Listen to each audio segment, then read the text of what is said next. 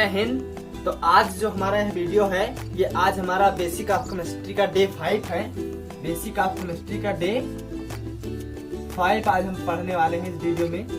तो आज इस वीडियो में हम समझने वाले हैं the structure of the atom, परमाणु संरचना के बारे में पढ़ने वाले हैं। आज की जो वीडियो है बहुत ही इंटरेस्टिंग, बहुत ही मजेदार होने वाली है। आप लोग इस वीडियो को अंत तक देखिएगा ताकि आपको पूरी यह वीडियो समझ में आ जाए। इस वीडियो में हम समझेंगे इलेक्ट्रॉनिक विन्यास निकालने का तरीका, यानी कि ट्रिक कह लीजिए, किस प्रकार से हम इलेक्ट्रॉनिक विन्यास निकालते हैं और अणु और परमाणु में अंतर क्या क्या होते हैं।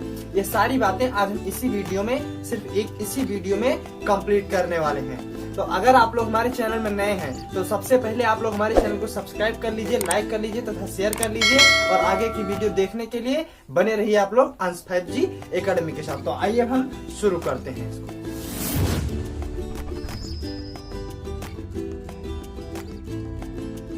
आज के दिन की हमारी जो पहली टॉपिक है वह है परमाणु तथा अणु, एटम एंड मॉलिक्यूल। तो हम सबसे पहले बात करते हैं परमाणु तथा अणु होते आखिर क्या है। देखिए, सबसे पहले बात कर लेते हैं परमाणु क्या है। जैसा कि हम लोग सभी इलेक्ट्रॉन, प्रोटॉन तथा न्यूट्रॉन से परिचित हैं कि इलेक्ट्रॉन, प्रोटॉन तथा न्यूट्रॉन होते क्या हैं। तो आप समझते हैं परमाणु किसी भी तत्व का, ध्यान रखिएगा, परमाणु किसी भी तत्व का वह सूक्ष्मतम कण होता है। सूक्ष्मतम में सबसे छोटा। परमाणु जो होता है किसी भी तत्व का वह सबसे छोटा कण होता है जो इलेक्ट्रॉन, प्रोटॉन तथा न्यूट्रॉनों से मिलकर बना होता है। आई होप आप सभी यह बात समझ चुके होंगे कि परमाणु किसी भी तत्व का वह सूक्ष्मतम कण होता है जो इलेक्ट्रॉन, प्रोटॉन तथा न्यूट्रॉन से मिलकर बना होता है। अब बात कीजिए अणु क्या होते हैं। अणु दो या दो से अधिक परमाणुओं से मिलकर अणु बनते हैं। मींस दो या दो से अधिक परमाणुओं से मिलकर अणु बन जाते हैं। भाई परमाणु इलेक्ट्रॉन, प्रोटॉन तथा न्यूट्रॉन से मिलकर बने, अणु क्या होते हैं, दो या दो से अधिक परमाणुओं से मिलकर अणु बन गए। देखिए, अणु जो होते हैं वह स्वतंत्र अवस्था में रह सकते हैं, लेकिन परमाणु जो होते हैं वह स्वतंत्र अवस्था में नहीं रह सकते हैं। मीन्स स्वतंत्र अवस्था में रहना मीन्स इनकी जहां मर्जी वहां आ जा सकते हैं, लेकिन परमाणु जो है जहां मर्जी वहां आ जा नहीं सकते हैं। मतलब स्वतंत्र अवस्था में रहना, अपनी मन से कोई कार्य करना परमाणु नहीं कर सकते, लेकिन अणु कर सकता है। अब देखिए, प्रत्येक परमाणु का एक निश्चित क्रमांक होता है जिसे हम परमाणु क्रमांक कहते हैं, और अणु का कोई क्रमांक नहीं होता है। अणु कोई भी, मतलब अणु का कोई निश्चित क्रमांक नहीं होता है।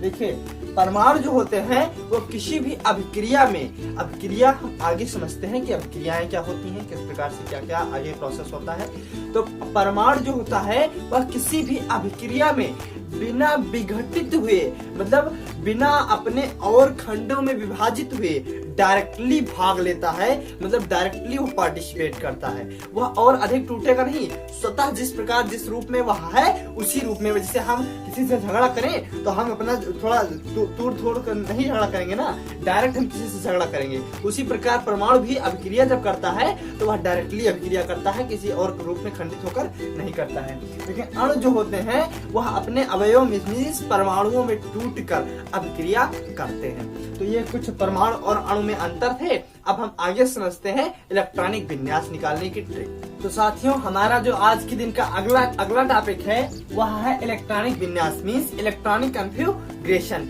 तो इसको समझने से पहले हम समझते हैं कि आखिर इलेक्ट्रॉनिक विन्यास होता क्या है, इलेक्ट्रॉनिक विन्यास का काम क्या है, इसको क्यों निकालें। देखिए, इलेक्ट्रॉनिक विन्यास क्या होता है, जैसा कि हम अपने पिछली वीडियो में पढ़ चुके हैं, आवर्त सारणी। आवर्त सारणी में हमने पढ़ा तत्वों के बारे में।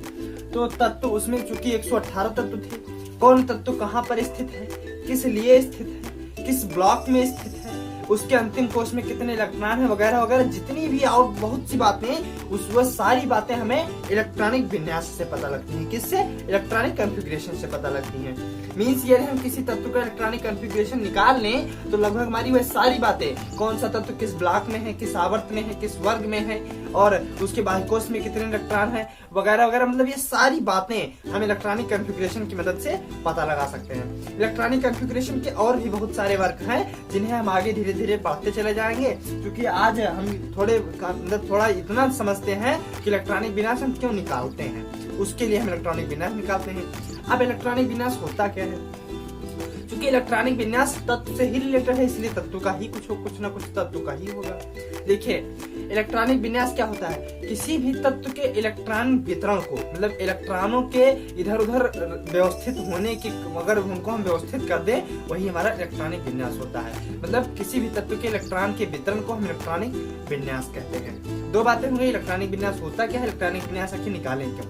अब तीसरा, इलेक्ट्रॉनिक विन्यास कैसे निकालें। इलेक्ट्रॉनिक विन्यास निकालने के लिए हमें ये कुछ संख्याएं जो हम लिख रहे हैं, आपको सिर्फ इन संख्याओं को टिक के रूप में याद करना होगा। क्या क्या है देखते हैं। देखिए पहली जो उसमें संख्या है 122, 122, फिर अगली है 334, फिर अगली है 345, फिर अगली है 456,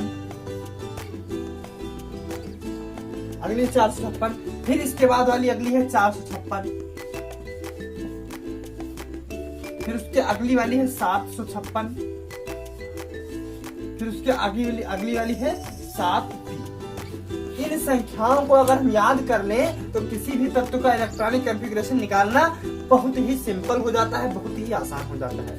फिर देखिए कौन कौन सी, 122, 334, 345, 456, 756 एंड 7p।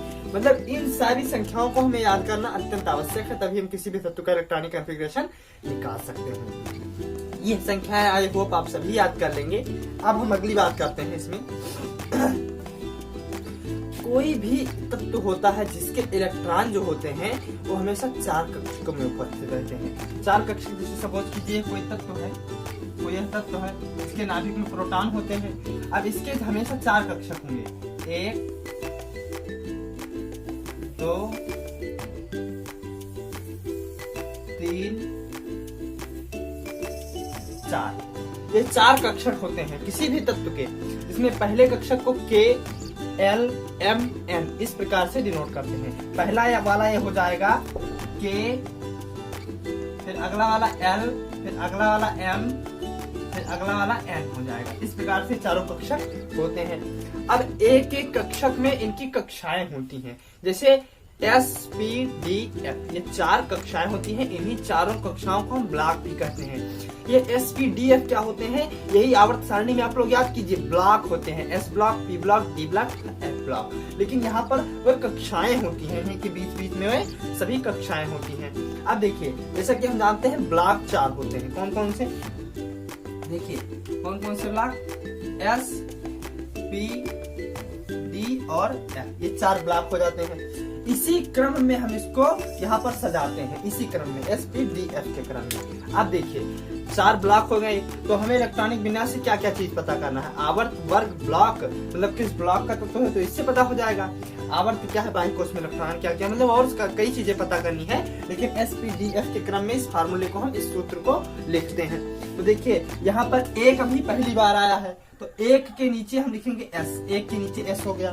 2 भी पहली बार आया है, 2 के नीचे भी S लिख देंगे। फिर 2 अब यहाँ पर दूसरी बार आ गया, तो इसके बाद तुरंत P, 2 दूसरी बार आ गया।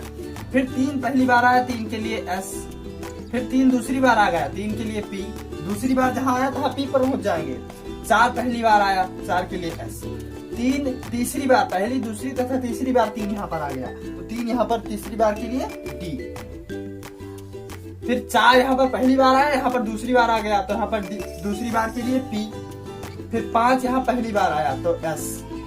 समझ रहे हैं ना आप लोग। फिर अगला देखिए, 4 एक बार, 2 बार था, तीसरी बार यहाँ पर आ गया, तो 4 तीसरी बार के लिए D। यहाँ पर देख लीजिए तीसरी बार के लिए D लिखा जाता है, तीसरी बार के लिए D।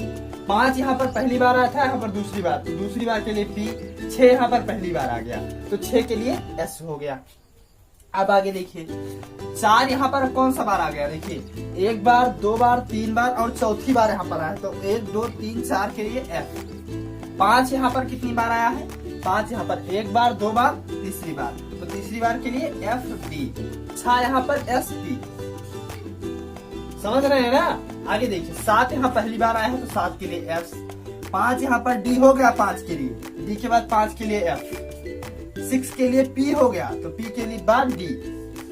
बस हमारा पूरा फार्मूला जो है यही कंप्लीट निकल के आ गया। अब देखिए पूरा हमारा कंप्लीट फार्मूला है क्या, देखिए 1S 2s, 2p, 3s, 3p, 4s, 3d, 4p, 5s, 4d, 5p, 6s। आगे 4f, 5d, 6p, 7s, 5f, 6d and 7p। ये हमारा इतना लेंदी फार्मूला। अब आप इसको इतना लेंदी है, इतना लंबा देख के डरिएगा नहीं, क्योंकि इसको निकालने की जो ट्रिक है वो हमने आप लोगों को बता दी। हमें याद क्या क्या रखना है, सिर्फ इतना SPDF इस क्रम में लिखेंगे और 122, 334, 345, 456, 456, 756, 7p ये संख्याएं हमें याद कर लेनी है। किस प्रकार से इसको लिखेंगे ये हम जान गए हैं। अब हम फार्मूला आप लोग नोट कर लीजिए। इसके आगे की जो बात है वो हम जैसे S में कितने इलेक्ट्रॉन भरे जा सकते हैं, P में कितने इलेक्ट्रॉन होते हैं, D में कितने इलेक्ट्रॉन अधिकतम भरे जा सकते हैं तथा F में कितने इलेक्ट्रॉन अधिकतम भरे जा सकते हैं, ये सारी बातें हम तुरंत अभी करते हैं यहीं पर। अब हम इसी के बारे में, तो सबसे पहले हम इसको इरेज करेंगे फिर ये बात करते हैं। तो अब हम बात कर लेते हैं, हमारा ये फार्मूला निकल कर आ गया 1s2 2s2 2p 6 3s 3p 4s 3d 4p 5s, ये हमारा फार्मूला निकल कर आ गया। तो अब हम बात कर लेते हैं कि किस कक्षा में कितने कोष होते हैं। जैसे एक होती है S कक्षा, देखिए S कक्षा, P होती है, D और F, इसमें से कितने कितने कोष होते हैं। S में होता है एक कोष, मतलब सिर्फ इसमें एक कक्षा होती है। P में होती है 3,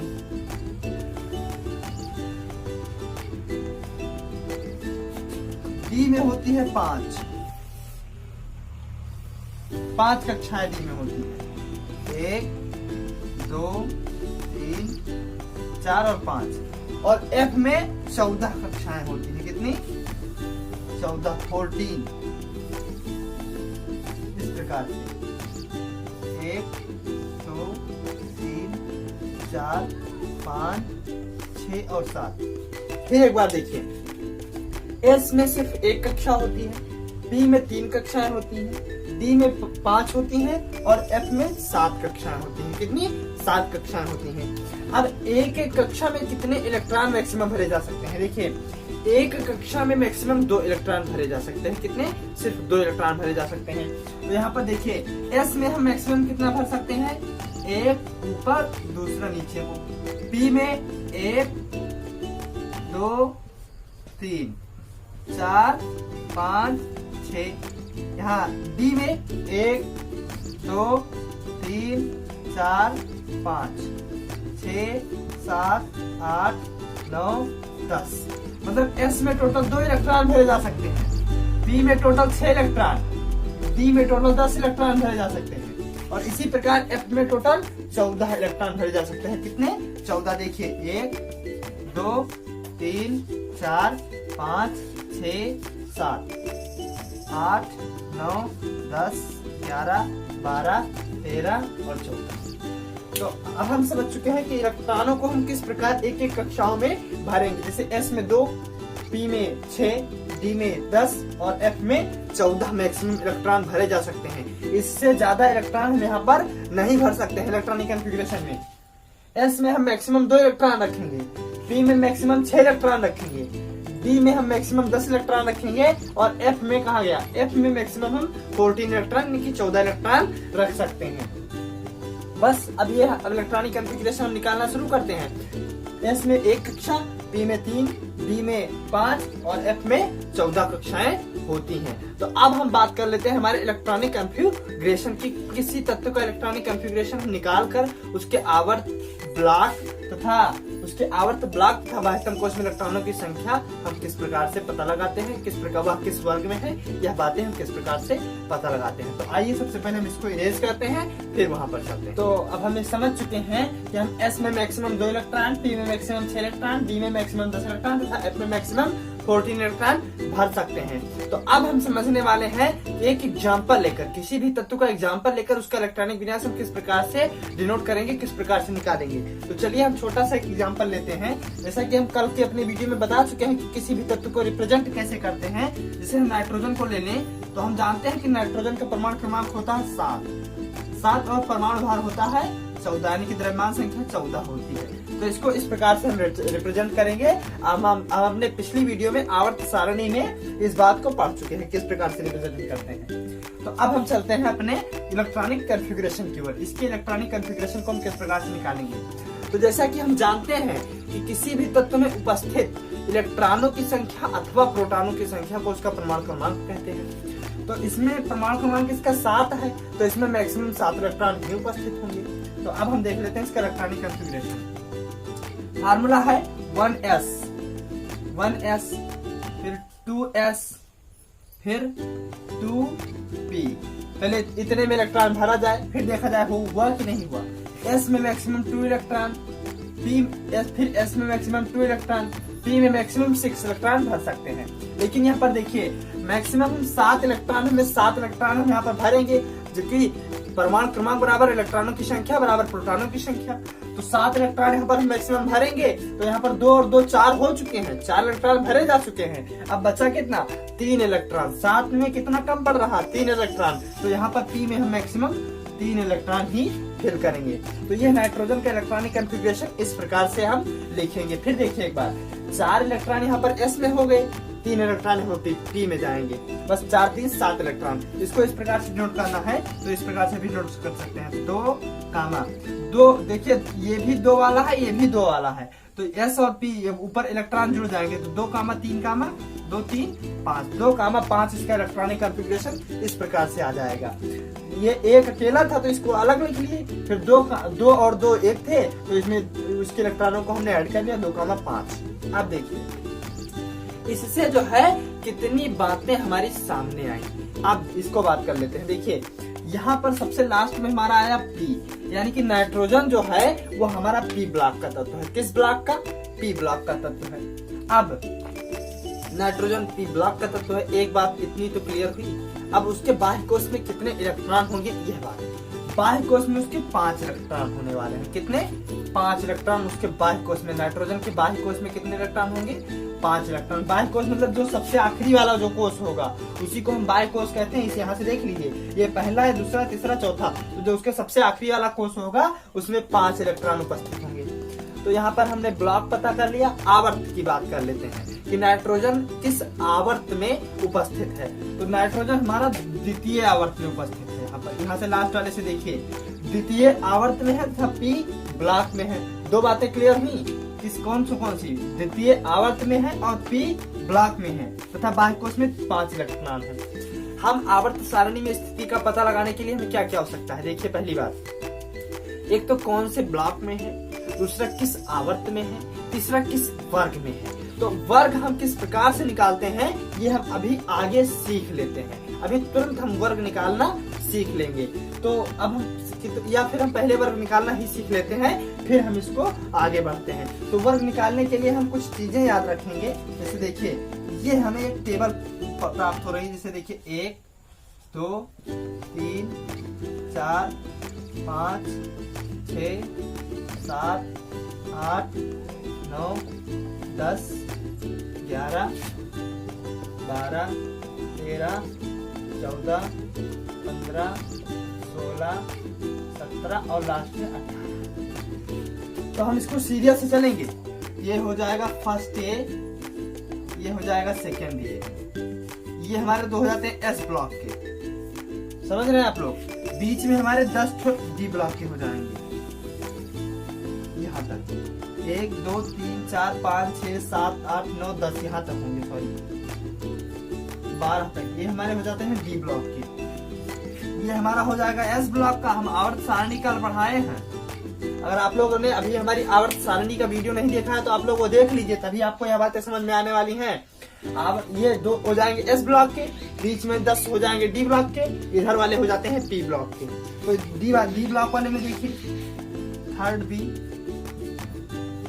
ऐसे फोर्थ बी, ऐसे 5th B, ऐसे 6th B,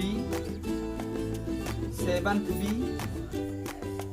फिर लगातार 3 या 8 8 होते हैं, तीनों 8 8 8, फिर 1st B, 2nd B, ये हो जाएंगे इस प्रकार से।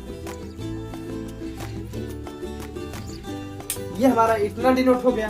अब हम इसके लिए बात कर लेते हैं। यहाँ से स्टार्ट होता है 3rd A, फिर 4th A, फिर 5th A, फिर 6th A, फिर 7th A, लास्ट वाला 0।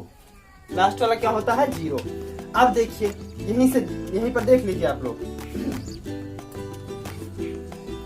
ये हमारा फर्स्ट 1 2 3 4 18 टोटल वर्ग होते हैं, 18 वर्ग हो गए, जिसमें से पहला और दूसरा एस ब्लॉक में होता है, बाकी बीच के 10 डी ब्लॉक में होते हैं, और लास्ट के जो होते हैं 7 वह पी ब्लॉक में होते हैं। किस ब्लॉक में? पी ब्लॉक में होते हैं। अब देखिए इसको हम निकालने का तरीका बता रहे हैं। क्योंकि हमारा जो नाइट्रोजन है वह किस ब्लॉक का तत्व है? पी ब्लॉक का तत्व है। आई बात समझ में? अब पी ब्लॉक में हमारे कितने इलेक्ट्रॉन गए? जबकि हम जानते हैं कि पी में कितनी कक्षाएं होती हैं? पी में, पी के लिए 3 कक्षाएं होती हैं। कितनी? तीनों कक्षा का ड्रा कीजिए, 1 2 3। अब कितने इलेक्ट्रॉन है पी में? 3 इलेक्ट्रॉन, 1 2 3 इलेक्ट्रॉन है। कितने हैं? पी ब्लॉक में कितने इलेक्ट्रॉन है? 3 इलेक्ट्रॉन है। तो पी वाले में 3 इलेक्ट्रॉन, चलिए 1 इलेक्ट्रॉन, 2 इलेक्ट्रॉन और 3 इलेक्ट्रॉन। तो ये 5th A वर्ग, यानी कि वर्ग 15वें या 5th A का एलिमेंट है नाइट्रोजन। नाइट्रोजन कौन सा? 5th A का मान लीजिए या वर्ग 15वें का मान लीजिए। अभी हम इसको और एग्जाम्पल लेकर चलेंगे और एग्जाम्पल से समझाएंगे, तो आप लोगों को यह बात अच्छे से समझ में आ जाने वाली है। एक बार फिर इसी बात को हम समझ लेते हैं। देखिए नाइट्रोजन 7 नाइट्रोजन 14 यानी कि 7 इसका परमाणु क्रमांक, 14 इसका द्रव्यमान संख्या है, परमाणु भार है। इलेक्ट्रॉनिक कॉन्फ़िगरेशन निकालने के लिए 7 इलेक्ट्रॉन है, मैक्सिमम 7 इसमें भरेंगे। 1s2 2s2 2p3 हो जाएगा।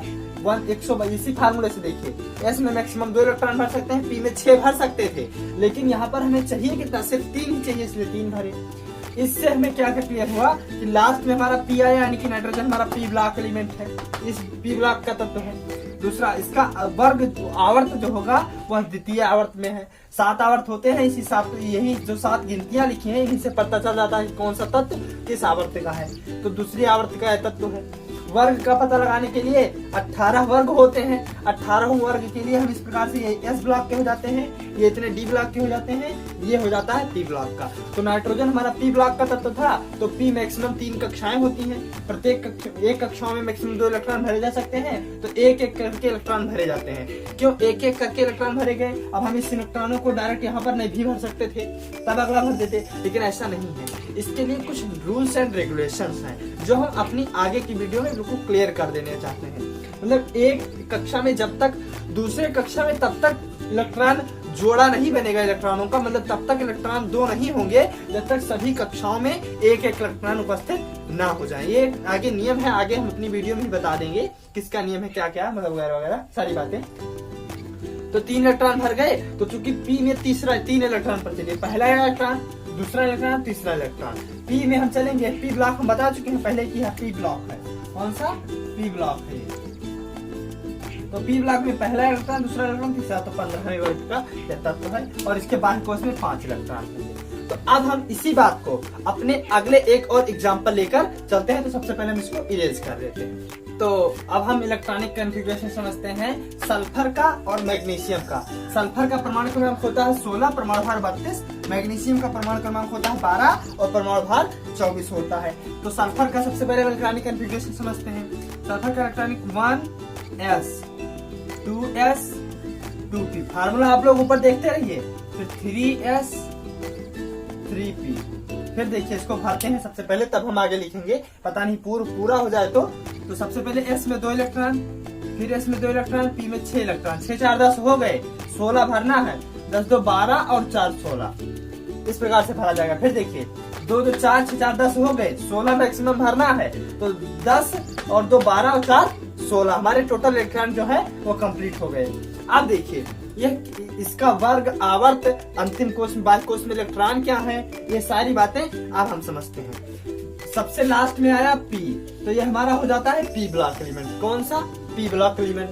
आवर्त इसका क्या है 3, हम पहले ही बता चुके हैं कि आवर्त इसका क्या है 3। लास्ट वाला देखते हैं, आवर्त 3 हो गया, यानी कि तीसरे आवर्त का पी ब्लॉक का एलिमेंट यहाँ है। इसके बाह्य कोश में इलेक्ट्रॉन जांचते हैं, 1 के लिए 2, फिर 2 बार आया है, तो इसके लिए 6 और 2 8, फिर 3, फिर 2 बार आया है 6, यानी कि इसके बाह्य कोश में, सल्फर के बाह्य कोश में 6 इलेक्ट्रॉन होते हैं। कितने? 6 इलेक्ट्रॉन। 3 2 बार आया तो दोनों को इसका ऐड किया, जिसे इसको ऐड किया तो 6 हो गया। तो सल्फर के बाह्य कोश में 6 इलेक्ट्रॉन। अब हम बात कर लेते हैं किस वर्ग का है। वर्ग की बात करने के लिए पी में हमारे 4 इलेक्ट्रॉन गए हैं, तो पी में 3 कक्षक बनाते हैं, 1 2 3, पहला इलेक्ट्रॉन, दूसरा इलेक्ट्रॉन, तीसरा इलेक्ट्रॉन और एक चौथा इलेक्ट्रॉन। मतलब 4 इलेक्ट्रॉन पी में है, तो पहले इलेक्ट्रॉन के लिए ये पहला इलेक्ट्रॉन, दूसरा इलेक्ट्रॉन, तीसरा इलेक्ट्रॉन, चौथा इलेक्ट्रॉन, यानी कि 6A का ये तत्व है, 6A का या वर्ग 16वें का यह तत्व है। सारी बातें क्लियर हो गई हैं यहाँ पर, सारी बातें। तीसरे आवर्त का 6A यानी कि 16 वर्ग 16वें का एलिमेंट है, पी ब्लॉक का एलिमेंट है, बाह्य कोश में 6 इलेक्ट्रॉन होते हैं। इलेक्ट्रॉनिक कॉन्फ़िगरेशन की यह सारी बातें क्लियर हो गई। अगला चलते हैं मैग्नीशियम, 12 मैग्नीशियम 24 चलते हैं, 1s 2s 2p 3s। आप चलिए इसको पहले लिख लेते हैं, नहीं ज्यादा हो जाए तो 2 2 6 और यहाँ पर 2 2 4 6 4 10 12 ही लिखना है, तो इसमें भी 2 आएंगे। फिर देखिए एक बार, क्योंकि 12 ही लिखना था, 1s2 2s2 2p6 3s2, ये सारी बातें यहाँ पर क्लियर हो गई। फार्मूला आप लोग देखते रहिएगा। चलिए अब इसको निकालते हैं। यहाँ पर किस ब्लॉक का एलिमेंट है? लास्ट वाला देखिए, एस ब्लॉक का एलिमेंट है। आवर्त इसका क्या है? आवर्त इसका तीसरा है, यानी कि ये तीसरे आवर्त, एस ब्लॉक के तीसरे आवर्त का एलिमेंट है। बाह्य कोश में इलेक्ट्रॉन जांचते हैं, 1 के लिए 2, फिर 2 बार आया, 2 6 और 2 8 इलेक्ट्रॉन तुरंत जुड़ जाएंगे। फिर 3 के लिए 2, यानी कि इसके बाह्य कोश में कितने इलेक्ट्रॉन होने वाले हैं? मैक्सिमम 2 इलेक्ट्रॉन इसके बाह्य कोश में उपस्थित होंगे। अब यह किस वर्ग का तत्व है ये हम बात कर लेते हैं। तो चूंकि लास्ट में एस आया, तो एस में मैक्सिमम 1 कक्षा होती है, 1 कक्षा के दोनों इलेक्ट्रॉन फुलफिल है। अब चूंकि एस ब्लॉक का एलिमेंट है और एस ब्लॉक में 2 इलेक्ट्रॉन है, कितने? 2 इलेक्ट्रॉन है। तो यहाँ पर एस ब्लॉक में पहला इलेक्ट्रॉन, दूसरा इलेक्ट्रॉन, तो यानी कि यह सेकेंड ए का है। कौन सा? सेकेंड ए का, यानी कि वर्ग दूसरे का। इसके लिए भी सारी बातें देखिए, तीसरे आवर्त का सेकेंड ए यानी कि वर्ग दूसरे का, एस ब्लॉक के तीसरे आवर्त सेकेंड ए यानी कि वर्ग दूसरे का तत्व है। इसके बाह्य कोश में 2 इलेक्ट्रॉन उपस्थित होते हैं। इलेक्ट्रॉनिक कॉन्फ़िगरेशन ये सारी बातें। एक हम और लेकर चलते हैं डी ब्लॉक एलिमेंट का। तो डी सबसे पहले इसको हम इरेज करेंगे, फिर डी ब्लॉक के लेकर चलेंगे। अब हम समझते हैं मैग्नीज तथा सीरियम का इलेक्ट्रॉनिक विन्यास। देखिए मैग्नीज 25 यानी कि मैक्सिमम 25 इलेक्ट्रॉन इसमें भरने हैं। देखिए हम फार्मूला लेकर चलते हैं, 1s 2s 2p 3s 3p 4s and 3d।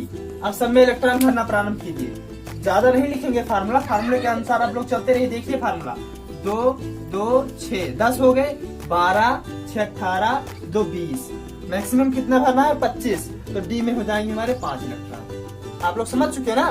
तो देखिए कौन से ब्लॉक का तत्व है। ये देखिए लास्ट में डी आया, डी ब्लॉक का एलिमेंट है, तीसरे आवर्त का एलिमेंट है। बाह्य कोश में इलेक्ट्रॉन जांच लेते हैं, 2 वाले जुड़ जाएंगे 8, फिर 3 वाले जुड़ जाएंगे, 3 वाला ये भी है यहाँ पर देखिए। अब ये आगे पीछे से कोई मतलब नहीं, 3 वाला ही तो है, तो ये भी इसी में जुड़ेगा। तो 6 2 8 5 13 लास्ट में 2। तो बाह्य कोश में कितने इलेक्ट्रॉन? 2 इलेक्ट्रॉन। डी ब्लॉक का एलिमेंट, आवर्त कौन सा? तीसरा आवर्त। अब डी ब्लॉक में चूंकि 5 कक्षाएं होती है, हम अभी पीछे बात कर चुके हैं, डी ब्लॉक में 5 कक्षाएं और मैक्सिमम 10 इलेक्ट्रॉन होते हैं। यहाँ पर देखिए तो 5 कक्षाएं, 1 2 3 और 4, 5 हो गई। तो 1 2 3 4 5 इलेक्ट्रॉन, फुलफिल 5 इलेक्ट्रॉन। अब डी ब्लॉक वाला चेक कीजिए, चूंकि डी ब्लॉक वाला यही तो हमने बताया, डी ब्लॉक वाला बीच वाला तो ही है।